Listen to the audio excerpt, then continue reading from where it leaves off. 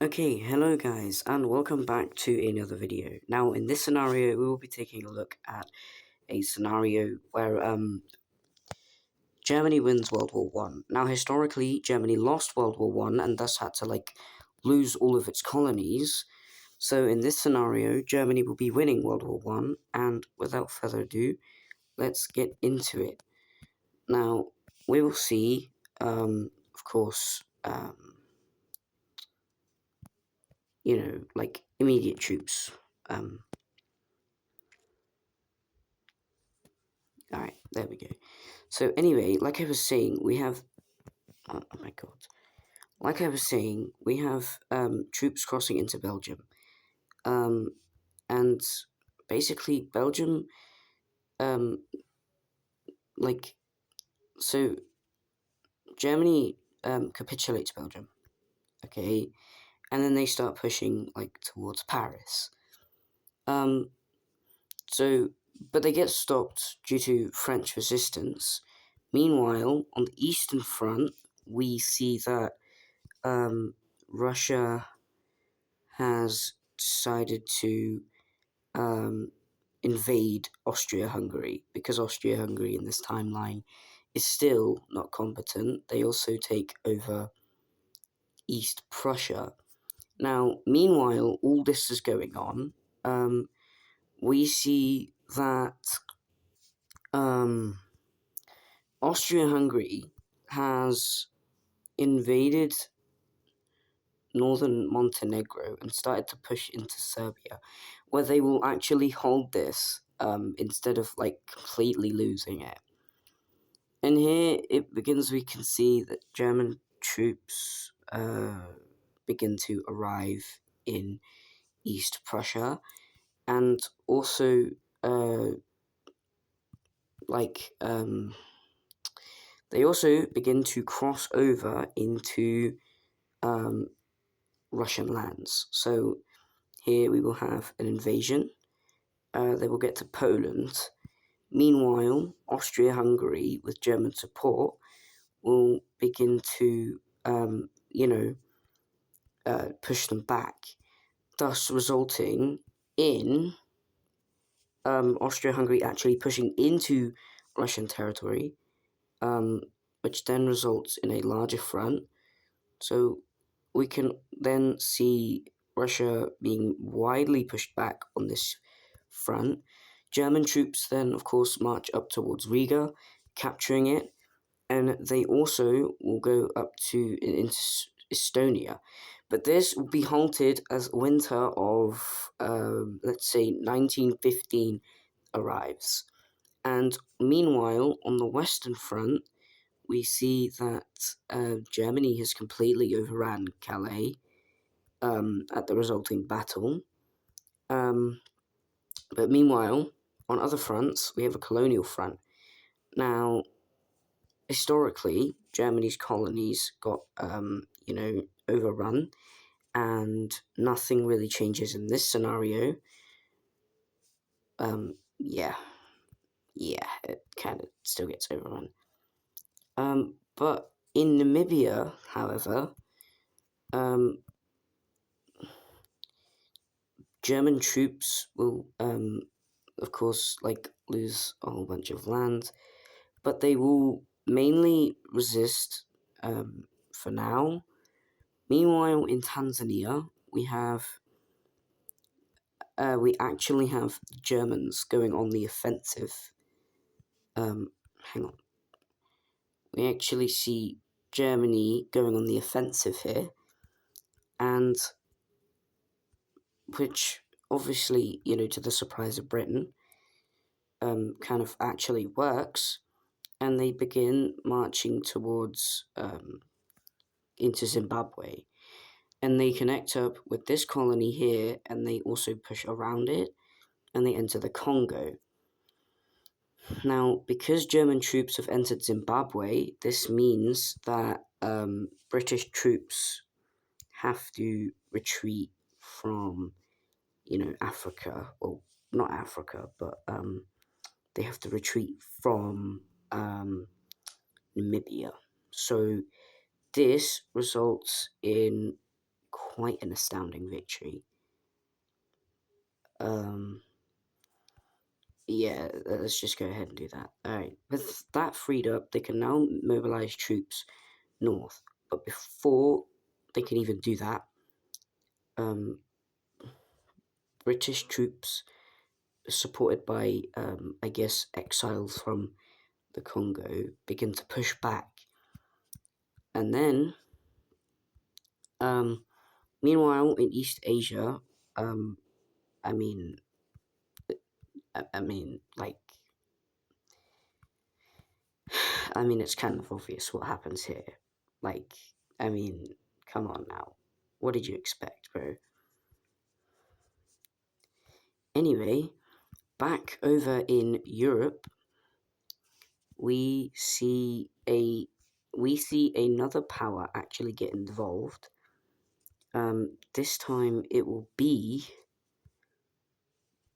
whoops, it will actually be Bulgaria joining the side of the Central Powers.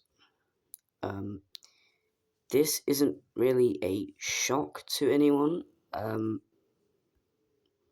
This isn't really, like, much of a shock to anyone. And with that, like, Serbia just completely falls. Like, yeah, it's kind of like, yeah. Anyway, Italy, seeing the overwhelming success of the Central Powers, will go ahead and decide that now would be a perfect time to, join the Central Powers. So they join the Central Powers.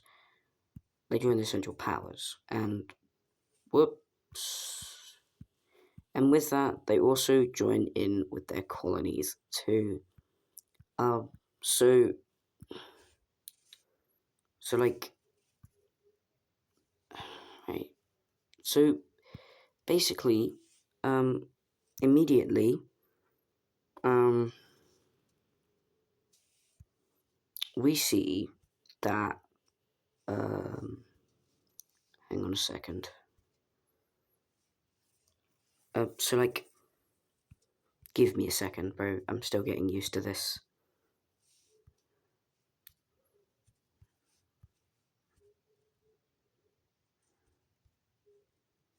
Alright.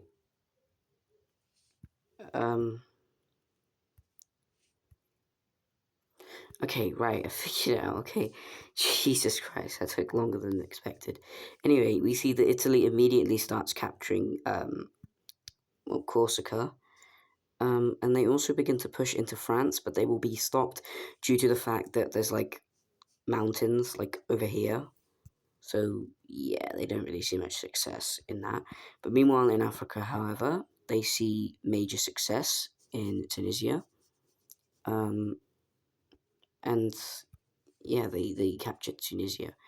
And they also begin pushing across North Africa. Anyway, they also begin to push, like, over here as well. Not much, because, this is the Sahara we're talking about here, so not much is to be done. They also make a small campaign over here, but nothing really comes of it due to the fact that British troops are still in the area. Meanwhile, we have another country joining the Central Powers, and that will be none other than the Ottoman Empire. Now, it isn't really a surprise to anybody that the Ottomans do join this. But, yeah, so we will begin to see Ottoman troops cross into the Caucasus. Again, they can't really do much because, this is, like, very mountainous. So, like, the mountains are, like, I think, like, right here. So, yeah, they kind of can't really do anything. Meanwhile, on France, the march toward... What? Holy overlay. Okay, right, okay, fixed it. Alright, so anyway, German troops have broken the defensives, I meant, defenses, and they have captured Paris. Now, they do not surrender though, due to the fact that they have moved their capital to here instead. France did. But meanwhile, we see that German troops connect up with, of course, Italy. Meanwhile, in Africa, we see that these troops are arriving in numbers, and eventually they get to the Congo, they push into Gabon, and they go north, and they eventually, they also beat up with Italian troops over here. And like anyway, yeah, that's obviously going to do it for the African front because supply is kind of getting a bit crap. Well, I guess shit. Yes, supply is very shit here. Because I mean it is Africa. There's no roads. It's mainly desert or jungle. But yeah, I mean, what did you expect? Anyway, we do see, however, okay, that's too big.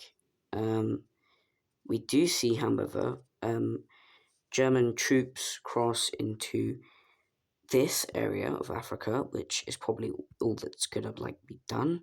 Meanwhile, in this region, we see total collapse of British colonies, and we then begin to see a small offensive over here.